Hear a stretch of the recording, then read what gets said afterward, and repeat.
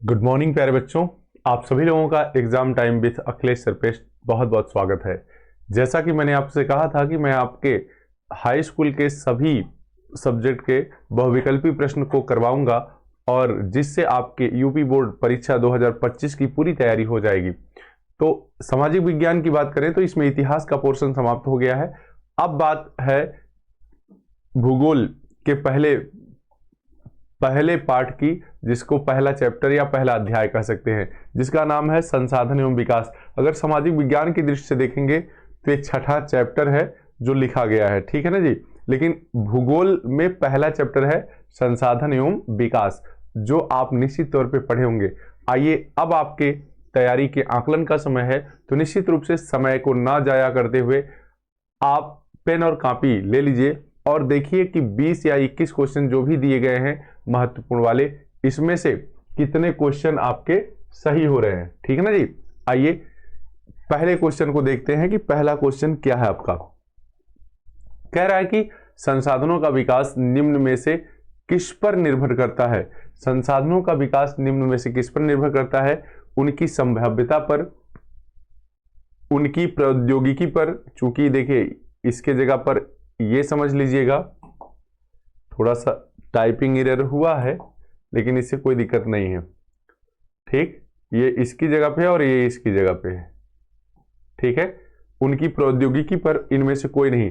तो देखिएगा जितने भी संसाधन हैं उनका विकास जो है उनकी संभाव्यता पर और प्रौद्योगिकी दोनों पर निर्भर करता है। संभाव्यता मतलब जो भी संसाधन प्रकृति के द्वारा दिए गए हैं वो किसी काम में आएंगे कि नहीं आएंगे, ठीक है। ये संभावना को ही संभाव्यता कहते हैं। जैसे सूर्य की अगर बात करें, सूर्य के प्रकाश की आज के लगभग 5, 7 या 10 साल पहले इसका कोई यूज नहीं होता था, केवल धूप लगती थी और प्रकाश होता था। लेकिन आज जानते हैं सोलर लाइटें बन रही हैं, सोलर बैटरी बन रही है, तमाम सारी। उसी तरह से जल केवल पीने के रूप में प्रयोग होता था, लेकिन नदियों पर डैम बनाकर उससे विद्युत पैदा की जा रही है। उसी तरह से पवन भी। तो क्या है, इन संसाधनों में संभाव्यता थी, संभावनाएं थी, इसीलिए आगे इनका और प्रयोग बढ़ गया, ठीक है ना जी। प्रौद्योगिकी का मतलब होता है उन संसाधनों को उपयोग करने के तकनीकी और तरीके, ठीक है। तो दोनों मिलकर किसी संसाधन को क्या करते हैं, किसी संसाधन का विकास करते हैं। इसलिए इसका आंसर जो सही होगा ए और बी दोनों होगा। तो आइए दूसरे प्रश्न पे चलते हैं कि भूमि एक संसाधन है। तो भूमि कैसा संसाधन है, जल्दी से आप लगाइएगा। तो आप जानते हैं कि भूमि प्रकृति ने दिया है, ईश्वर ने दिया है, ठीक है। मनुष्य इसको नहीं बनाया है। तो जान लीजिए कि ये प्राकृतिक संसाधन है। देखिए संसाधन जब आप नजर डालेंगे पूरी पृथ्वी पर तो दो तरह की चीजें नजर आएंगी। एक वह जिसको मनुष्य ने बनाया है प्रकृति की सहायता से, लेकिन मनुष्य ने बनाया है, जैसे घर बनाया है, गाड़ी बनाया है, ठीक है। और तमाम तरह की यूज की सामानें, मेज, फर्नीचर, कुर्सी, ये सब मनुष्य बनाया है। पंखा, तो टीवी, टेप रिकॉर्ड, ये सब कौन बनाया है? मनुष्य बनाया है, जिसको मानव निर्मित कहते हैं। लेकिन प्रकृति की बात करेंगे तो जल है, मिट्टी है, वनस्पतियां हैं, ये सब जीव जंतु हैं, ये सब किसने बनाया? प्रकृति ने बनाया है। उस आधार पर भूमि क्या प्राकृतिक संसाधन है। क्लियर? हाँ। उत्पत्ति के आधार पर संसाधनों का निम्नलिखित में से कौन सा वर्गीकरण सही है? तो उत्पत्ति के आधार पर अगर देखा जाए तो संसाधनों को दो भागों में बांटा गया था, जैव और अजैव दोनों। जैव का मतलब होता है जिसमें जीवन पाया जाता है। जैव मतलब जिसमें जीवन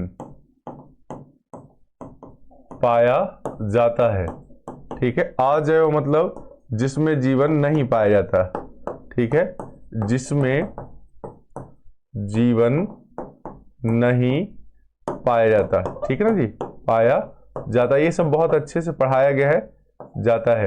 तो इस आधार पर देखेंगे दोनों वनस्पतियां, जीव जंतु भी कौन संसाधन है, इसको प्रकृति ने बनाया है, इसमें जीवन पाया जाता है। वहीं मिट्टी, जल और वायु ये अजैव संसाधन है, इसको भी प्रकृति ने बनाया है। तो ये दोनों तरह के होते हैं, ठीक है ना जी। पढ़ते भी जाइए और समझते भी जाइए। निम्नलिखित में से कौन सा अजैव संसाधन है? अजैव मतलब अभी मैंने बताया जिसमें जीवन नहीं पाया जाता है। तो देखिए चट्टान में क्या है? अजैव है, चट्टान में जीवन नहीं पाया जाता, जबकि पशु, पौधे और मछली सभी में जीवन पाया जाता है। तो इसका आंसर होगा चट्टान। क्लियर? कह रहा है कि ज्वारीय ऊर्जा निम्नलिखित में से किस प्रकार का संसाधन है। तो ज्वारी ऊर्जा, जो समुद्रों में ज्वार आते हैं, ठीक है, उनसे जो ऊर्जा उत्पन्न होती है उसे हम ज्वारी ऊर्जा कहते हैं, ठीक है। तो जल जो सागर या महासागर में है वह अक्षय है, वह कभी समाप्त नहीं होने वाला है, इसलिए उसको बार बार यूज किया जा सकता है, पुनः पूर्ति की जा सकती है उसकी, इसीलिए हम उसको पुनः पूर्ति योग्य संसाधन कहते हैं। आप पहले ट्रिक लगा लीजिएगा अपने समझ के आधार पर, जो भी आपको क्लास में पढ़ाया गया है, जहां मैं पढ़ाता हूं वहां तो सबको पढ़ा ही दिया हूं, कोई दिक्कत नहीं है उस बच्चों को, लेकिन आप जिस कोने से देख रहे हैं यूपी के, ठीक है, आप सभी लोगों के समझिएगा कि ज्वारी ऊर्जा सागर या महासागरों में जल के द्वारा उत्पन्न होती है। जल जब ज्वार के रूप में आता है तो उसी से जो ऊर्जा उत्पन्न की जाती है उसे ज्वारी ऊर्जा कहते हैं। क्योंकि सागर और महासागरों का जल अक्षय होता है, मतलब बहुत ज्यादा मात्रा होती है, कभी समाप्त नहीं होता है, इसलिए पुनः पुनः यूज हो सकता है, इसलिए इन्हें पुनः पूर्ति योग्य संसाधन कहते हैं। लेकिन एक चीज अजैव भी है, ये अजैव भी है, लेकिन विकल्प सही से सेट नहीं किया गया है, इसलिए, और ये प्रश्न पूछा भी गया है, ठीक है, और ऐसे वहां भी था, तो लगाएंगे पुनः पूर्ति योग्य, लेकिन अजैव भी है, इसमें भी जीवन नहीं पाया जाता। कह रहा है कि निम्नलिखित में से किस राज्य में काली मृदा मुख्य रूप से पाई जाती है। तो काली मृदा आप जानते हैं वहीं पाई जाती है जो ज्वालामुखी चट्टानों के विघटन से मिट्टी बनी है, समझ में आई बात। और ज्वालामुखी विघटन, ज्वालामुखी क्रिया से निर्मित जो भारत में पठार क्षेत्र है, ठीक है, आप जानते हैं भारत को 5 प्राकृतिक प्रदेशों में बांटा गया है। उत्तर का विशाल पर्वत, उत्तर का विशाल मैदान, दक्षिण का पठार और तटीय मैदान तथा मरुस्थल और द्वीप, समझ में आई बात। तो इस तरह से ये कौन से क्षेत्र हैं, पठारी क्षेत्र का विस्तार मुख्य रूप से गुजरात और महाराष्ट्र में है, और थोड़ा कर्नाटक, मध्य प्रदेश, और कहां आपका आंध्र, तेलंगाना, आंध्रा तो नहीं अब है, तेलंगाना का हिस्सा भी लेता है, लेकिन मुख्य रूप से अगर बात करेंगे तो महाराष्ट्र और गुजरात में। तो इसमें देखिए महाराष्ट्र आपका दिया है, इसलिए यही सही है, ठीक है। आगे देखिएगा, काली मृदा को रेगुड़ मृदा भी कहते हैं, आप जानते हैं, उसमें सबसे ज्यादा कपास उगती है, इसलिए उसको कपास मृदा भी कहते हैं। कह रहा है कि निम्नलिखित में से कौन सा जैविक संसाधनों का एक उदाहरण है। जैविक संसाधन का एक उदाहरण है, देखिए चट्टान में जीवन नहीं पाया जाता, ये जैविक नहीं है। सोना में जीवन नहीं पाया जाता, ये जैविक नहीं है। लोहा में जीवन नहीं पाया जाता, ये जैविक नहीं है। पशु में जीवन पाया जाता है, इसलिए जैविक है। वनस्पतियों में जीवन पाया जाता है, इसलिए वनस्पतियां भी जैविक है। मानव में भी जीवन पाया जाता है, इसलिए मनुष्य भी जैविक है। क्लियर, आसान वे में समझिए। निम्नलिखित में से कौन सा नवीकरण योग्य संसाधन नहीं है। नवीकरण योग्य मतलब जिसको फिर से बनाया जा सके, फिर से प्राप्त किया जा सके, ऐसे कौन से संसाधन है। तो देखिएगा पवन ऊर्जा जो है ये समाप्त नहीं होती, पवन नहीं समाप्त होती तो ऊर्जा भी नहीं समाप्त होगी पवन के द्वारा, इसलिए इसको फिर से बनाया जा सकता है। जल ऊर्जा, जल भी अक्षय है, जल भी समाप्त नहीं होता है, जल केवल दूषित हो सकता है, इसलिए जल ऊर्जा भी नवीकरणीय है। जीवाश्म ईंधन ये नवीकरणीय नहीं है। जीवाश्म में क्या क्या आता है, कोयला, पेट्रोलियम मतलब पेट्रोल डीजल, ठीक है, और गैस मतलब ईंधन गैस जो सीएनजी से लेकर एलपीजी तक है, सीएनजी एलपीजी ये सब जो गैस है। और वन तो फिर से काटा जा सकता है, जिसको लगाया भी जा सकता है, ये नवीकरणीय के अंतर्गत आता है। तो समझ गए होंगे बात को, आगे बढ़िएगा। कह रहे निम्नलिखित में से कौन सा एक संभावी संसाधन है। संभावी संसाधन मतलब जो संसाधन के रूप में यूज तो हो रहा है, लेकिन अभी बहुत संभावनाएं हैं। कोयला आप जानते हैं एक संसाधन है, इसकी पूरी प्रौद्योगिकी विकसित हो गई है। पेट्रोलियम भी पूरी तरह से विकसित हो चुका है, बॉक्साइट का भी पूरी तरह से विकास करके प्रयोग किया जाए। लेकिन पवन ऊर्जा जो है ये संभावी संसाधन है, अभी इसका प्रयोग सीमित हो रहा है, क्योंकि तकनीकी अभी बहुत ज्यादा विकसित नहीं हुई है, इसलिए बहुत ज्यादा इसका यूज नहीं कर पा रहे हैं। तो ये एक संभावी संसाधन है। उसी तरह से संभावी संसाधन में और क्या आएगा, सौर ऊर्जा भी आएगी, सौर ऊर्जा भी आएगी, और क्या आएगा, जल ऊर्जा भी आएगी। क्या, जल ऊर्जा, ये भी संभावी संसाधन में, ठीक है ना जी। हाँ, आगे देखिएगा, कह रहा है कि जीवाश्म ईंधन निम्नलिखित में से किस प्रकार के संसाधन के उदाहरण है। क्या नवीकरणीय है ये? नहीं, नवीकरणीय नहीं है। क्या प्रवाह है? ठीक। क्या जैविक है या अनवीकरणीय है? तो सबसे सटीक आंसर है कि अनवीकरणीय है। इनको फिर से पाया नहीं जा सकता। जीवाश्म ईंधन कैसे हैं? अनवीकरणीय है। ठीक है, आगे देखिए। अगला है कि एजेंडा 21 का संबंध किससे है? एजेंडा 21 आपको जब पढ़ाया जा रहा था पृथ्वी सम्मेलन 1992 में हुआ था, ठीक है, ब्राजील के रियो डी जेनेरियो शहर में, ठीक है, उसी में 21 एजेंडा 21 जो पर्यावरण के संरक्षण से संबंधित है, पर्यावरण के विकास से संबंधित है, तो इसमें कौन से विकास की बात की गई थी? सतत संपोषणी यानी धारणी विकास से संबंधित है ये पर्यावरण एजेंडा 21 की बात अगर हम करें। आगे देखिएगा, कह रहा है कि लैटराइट मिट्टी निम्नलिखित में से किस राज्य में पाई जाती है? लैटराइट मिट्टी देखिए, लैटराइट मिट्टी कहां पाई जाएगी? जहां पर वर्षा ज्यादा होगी, जहां पर वर्षा ज्यादा होगी।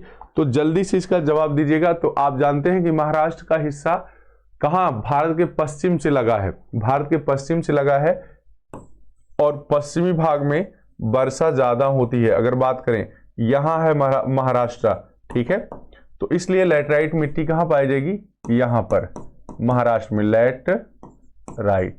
क्लियर? ये आंसर आपका सही है, क्योंकि मानसून इधर से टकराता है, इसलिए ये किनारे पे अधिक वर्षा होती है। आगे है कि निम्नलिखित में से किस राज्य में लाल मिट्टी पाई जाती है? लाल मिट्टी जानते हैं जिसमें लौह के ऑक्साइड ज्यादा होते हैं, वह मिट्टी लाल दिखाई देती है। और यह मिट्टी कहां पाई जाएगी आपको जानते हैं? इस ऑप्शन में अगर बात करें तो उड़ीसा आ जाएगा, और यह मिट्टी उड़ीसा, छत्तीसगढ़, मध्य प्रदेश के हिस्सों में पाई जाती है। उड़ीसा,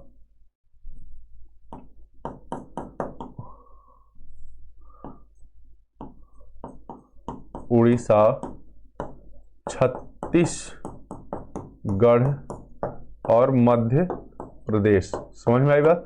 इन क्षेत्रों में लाल मिट्टी का विस्तार पाया जाता है। क्लियर? आगे देखिएगा, अत्यधिक निच्छालन द्वारा बनी मिट्टी को कहते हैं। अत्यधिक निच्छालन द्वारा मिट्टी को मतलब वह मिट्टी जहां अधिक वर्षा होती है, जिसके पोषक तत्व छन छन कर, निच्छालन मतलब छन छन कर नीचे चले जाते हैं, ऐसी मिट्टी को ही लैटराइट मिट्टी कहते हैं। कौन सी मिट्टी कहते हैं? लैटराइट मिट्टी कहते हैं। ठीक है, तो ये जानिएगा, मध्य प्रदेश कह रहे हैं, जितने भी तटीय राज्य हैं पश्चिम के, उन सभी में लैटराइट मिट्टी पाई जाती है। ठीक है ना जी? आगे बढ़िएगा, कह रहे निम्नलिखित में से एक कौन सा व्यक्तिगत संसाधन नहीं? व्यक्तिगत संसाधन नहीं है, ठीक है, मतलब व्यक्तिगत नहीं तो सार्वजनिक होगा। कह रहा है कि बागान ये व्यक्तिगत संसाधन हो सकता है, चारागाह ये भी व्यक्तिगत हो सकता है, भूमि ये भी व्यक्तिगत होती, क्योंकि इतनी भूमि फलाने की है, इतना खेत इनका है, ऐसा होता है। जबकि खनिज संसाधन व्यक्तिगत नहीं होते हैं, खनिज संसाधन हमेशा सार्वजनिक होते हैं और सरकारी होते हैं। क्लियर? आगे देखिएगा, कह रहा है कि निम्नलिखित में से किस प्रांत में सीढ़ीदार या सोपानी खेती होती है? सोपान मतलब आप जानिएगा सीढ़ीदार खेत, इस तरह से खेत बनाए जाते हैं। कहां? जो ऊंचाई वाले भाग होते हैं, यानी पर्वतीय जो भाग होते हैं, वहां पर सीढ़ीदार खेत बनाए जाते हैं ताकि मिट्टी ना बहे। ठीक है, तो ऐसा देखिए कौन सा राज्य इसमें है? ऐसा राज्य कौन सा है? उत्तराखंड है। इसके साथ साथ हिमालय भी, हिमाचल प्रदेश भी है जो इसमें आएगा। ठीक है, जितने पर्वतीय राज्य हैं सारे इसमें आएंगे। तो आप जान जाइए सीढ़ीदार खेत मतलब सोपानी खेत। आगे है कि भारत की सर्वाधिक उपजाऊ मिट्टी है। सर्वाधिक उपजाऊ की मिट्टी की अगर बात करें तो वो जलोढ़ मिट्टी है। आप आंख मूंद कर लगाइएगा और पढ़ाया गया, भारत के सबसे ज्यादा क्षेत्रफल पर यह मिट्टी पाई जाती है, लगभग